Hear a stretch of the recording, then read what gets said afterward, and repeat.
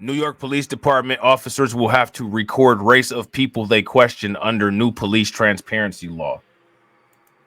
So you guys remember when we were talking about those things that Eric Adams wanted to do? Oh, not another thing that happened. Did you guys hear about this? New York City Council member Yousef Salam, who is a member of the exonerated group of men known as the Central Park Five, said that he was stopped and pulled over by police without being given an explanation. Apparently, there's some type of scandal behind that. I'm not exactly sure what happened, but from what I understand, they didn't. There was some type of weirdness that went on with that. I don't want to say anything about that situation because I'm not too sure about it because I haven't looked into it. But I can if you guys want me to look into it. So just let me know in the comment section if you guys do or don't. All right.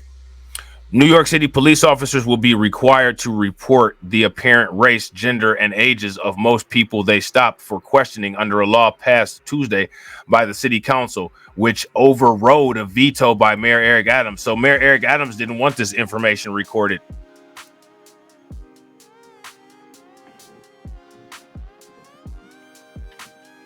Yeah, he's a city councilman, Black Freethinker. Did you guys know that? Eric Adams did not want this information recorded. The issue was thrust into national spotlight in recent days when New York Police Department officers pulled over a black council member without giving him a reason. The law gives police reform advocates a major win in requiring the nation's police department and its 36,000 officers to document all investigative encounters in a city that once had officers routinely stop and frisk huge numbers of men for weapons. A strategy that took a heavy toll, quote unquote, on communities of color. What are communities of color?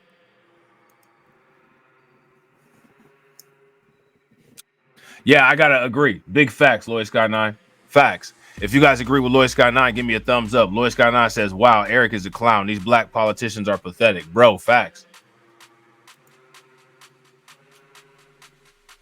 Super facts.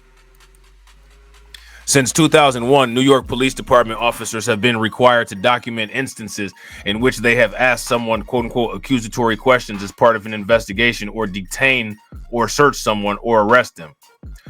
But the new law requires officers to document basic information in low-level encounters where police ask for information from people who aren't necessarily suspected of a crime.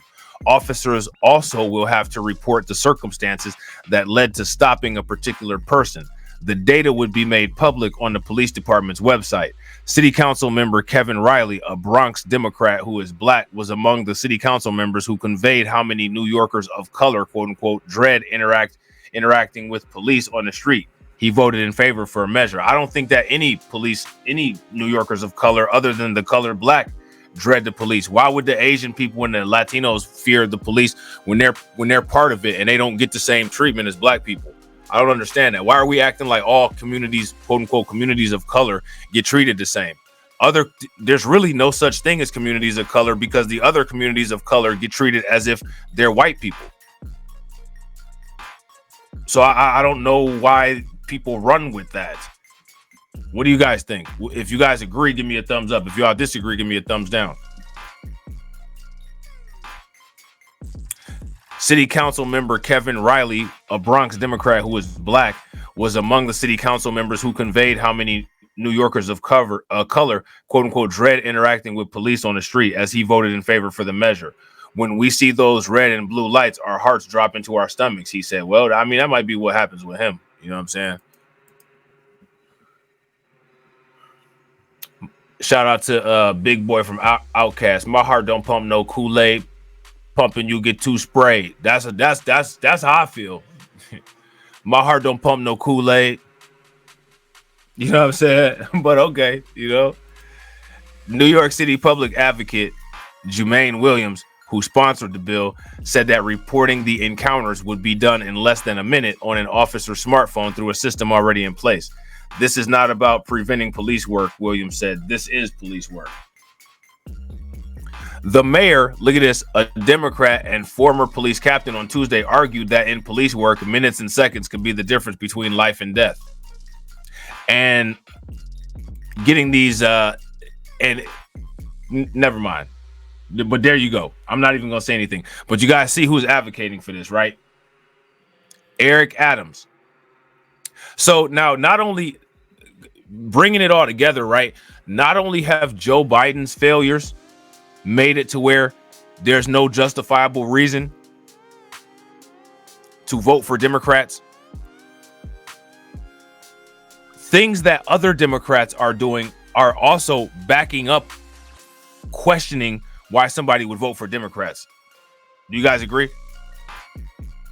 These bills will make New Yorkers less safe on the street, while police officers are forced to fill out additional paperwork rather than focus on helping New Yorkers and strengthening community bonds, he said in a statement after the vote, in which the council cleared the bar of 2/3 support needed to override the veto with 42 in favor and 9 against. All right.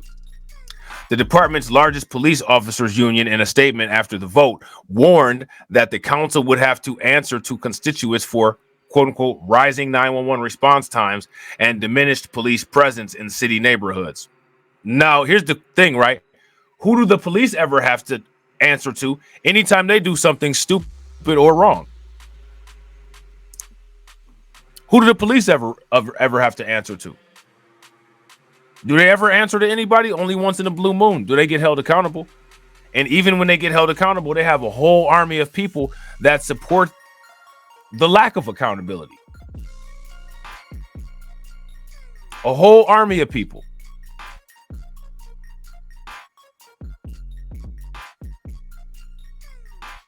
There's a ton of people that support the lack of accountability when it comes to the cops. New York City police officers will comply with the new law and do the job the way the city council wants it done, said Patrick Hendry, president of the Police Benevolent Association. Despite the increased workload and the New York Police Department's critically low staffing levels, we will continue to protect our communities to the quote unquote best of our ability. Council Speaker Adrian Adams, a Democrat who is not related to the mayor, said police and other opponents were exaggerating how much of a burden the new requirements would be. The law doesn't require officers to document casual conversations, such as providing directions, which are explicitly exempt under the requirements, she stressed. There should not be resistance to telling people who is being stopped in this city and why, she said. I agree. Now, the thing is that they want to use the police as a surveillance state to keep an eye on all of the citizens, but they want to make it so that the police don't have eyes kept on them. The people who are out here doing all of the surveillance, ironically enough, they don't want to be surveilled.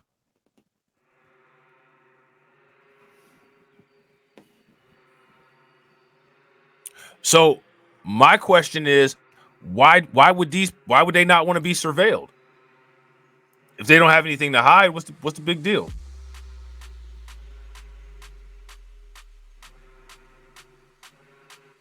Right? If you don't have anything to hide, what's the big deal? What's the problem? You know what I mean? Make it make sense. Republicans, by far the minority on the council, suggested the bill only serve to further, quote unquote, racial divisions in the city. Do you guys agree with that? First of all, I highly doubt that anybody in here will agree with that, because asking a person their race is not racially dividing anybody. If somebody asks you to give a description and they say the white person or the black person, that's not racially dividing. That's simply giving a description. You know what I'm saying?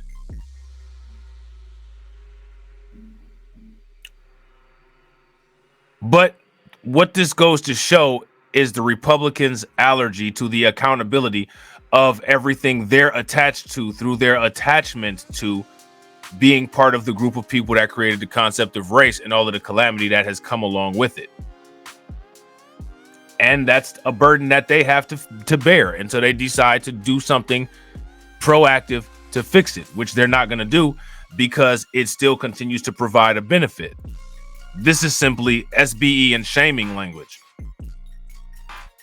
Please don't make this a racial issue, please. Council member Vicky Palladino, a Queens Republican who is white, said after a number of her council's peers spoke strongly in favor of the bill, with some even speaking in Spanish, Portuguese, Mandarin, and Haitian Creole. We didn't make this a race thing. This is a race thing, responded Riley as he related his own experience of being detained by the police simply for hunting for a parking spot in Manhattan while fresh out of college. Others noted that this coming Sunday marks the 25th anniversary of when a young unarmed black immigrant named Amadou Diallo was shot dozens of times by New York Police Department officers in the Bronx. Now, when it comes to any of this shaming talk, any of this SBE that these people always come with, let me ask you guys a question. Do they ever SBE anybody who's being racist about making it about race? No, they never do. If somebody's saying the N-word, they never say don't make it about race. They say, well, there's even, that just means a stupid person. And and anybody can be that. They don't ever do that. The only time anybody is ever told to not make it about race is when somebody utilizes and weaponizes race against somebody. Usually somebody who's not white.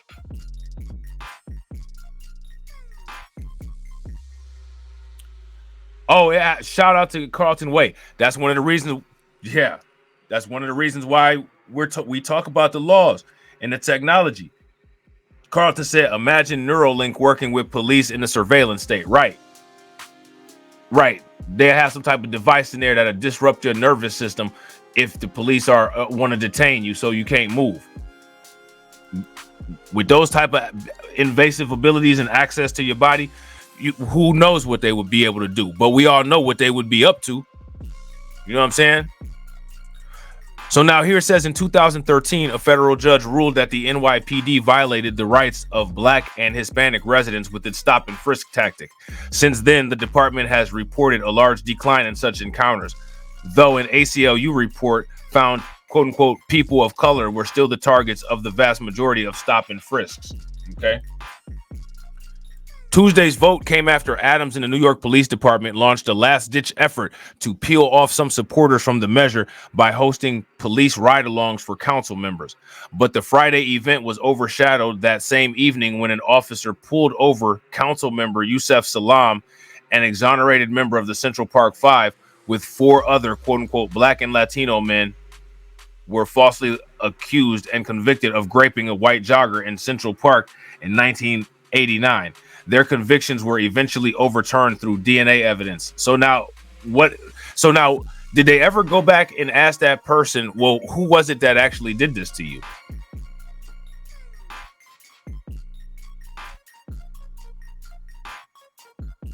Whatever happened to that victim who was allegedly graped by the Central Park Five? Did they ever find the actual grapist?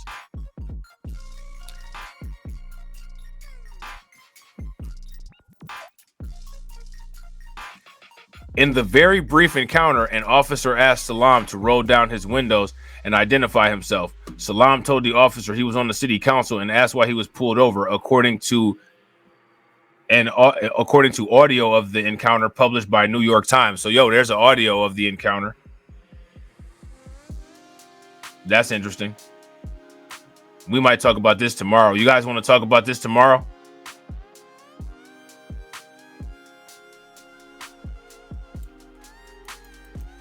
If you guys want to talk about this tomorrow, give me a thumbs up. If y'all don't, give me a thumbs down. This might end up being a video. Now that I got a little bit of time on my hands and I can make some videos, this might actually end up being a video. I think this would be better for a video. We're gonna do a video on it. In the very brief encounter, an officer asked Salam to roll down his windows and identify himself. Salam told the officer that he was on the city council and asked why he was pulled over, according to the audio encounter published by the New York Times. The officer told Salam, "Oh, okay, have a good one," before walking away.